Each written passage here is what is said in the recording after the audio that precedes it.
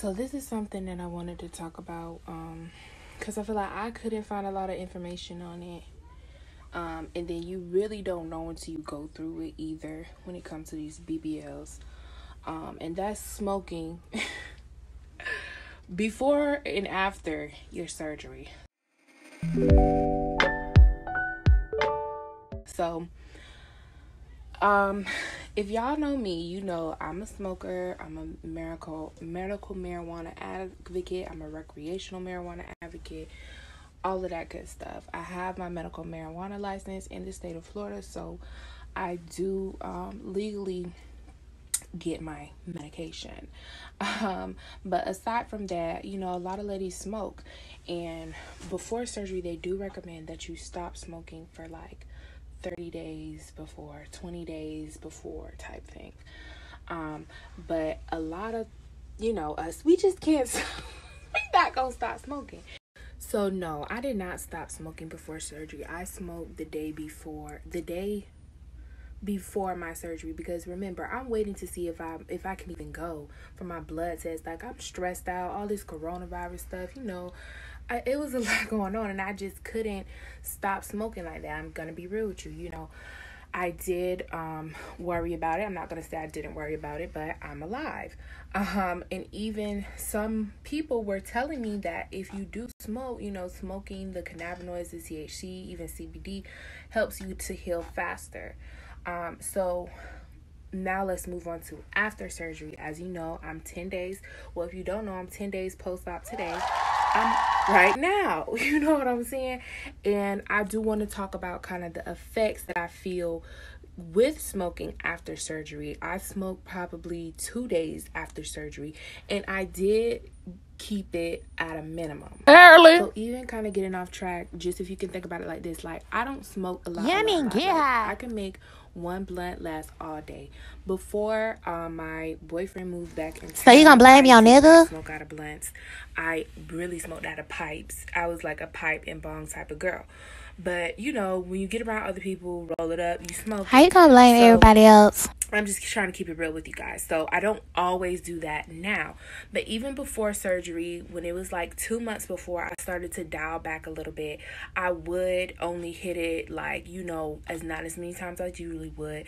Not as many times a day. And when it did come a month before surgery, I did get a little pipe. And I did get the little metal cigarettes thing where you can just put a little bit of weed in the front. And I smoked that. So the day of surgery, or the day that before surgery that I told you guys I smoked, I actually rolled up in a vegan hemp wrap, which I'll show you what that looked like. So even regardless, you know, smoking is not good for you. It's not good for your lungs.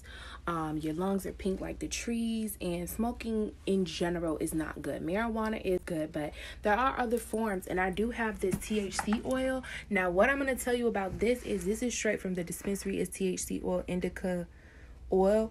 I don't like this stuff because it messes with my thoughts. And it's the difference between smoking and getting high and tripping off some oil, taking too much oil. You don't know the doses. Like, I don't know. The dispensaries, to me, I'm just kind of like, it's you really have to be careful because you can trip out. And it's like, you just want to do what you normally do. The kids don't came in. They don't came in. But, Hi, guys. You remember that video where we got that package? Oh, on her channel. That's just Selena So Smart making a cameo. And that's Batman. But, okay, Okay, so everybody came back in from smoking. But, like, okay, for smoking after surgery, I'm 10 days post-op. We were just outside smoking. It's like, I'm standing up because, you know, you can't sit down unless you got your BBL pillow. Even then, it's like... But, I feel like for me, smoking is more so... I know when I need to stop. Like, I feel like it's like I feel my body more. Like, I feel the tightness in the hips. I feel the stuff more. Like, you have a more heightened awareness. It is pain relieving though. Like, this is not pain. It's just more like an awareness of how my body feels. As opposed to those Percocets, which I did not like those Percocets. I stopped taking them probably around day 6 because they made my mood change. And I'm just not a big pain pill person. So I still have a whole bottle of Percocets that I'm not taking because especially let me tell you, when I took those Percocets and mixed it with the THC oil I just showed you, I got so high that I saw Jesus. Legitimately though, like that. And that's another thing about post-op. You know, after surgery and you take your medications, your body fluid, you don't want to be getting high. You know what I'm saying? Like, that's not where you want to be at.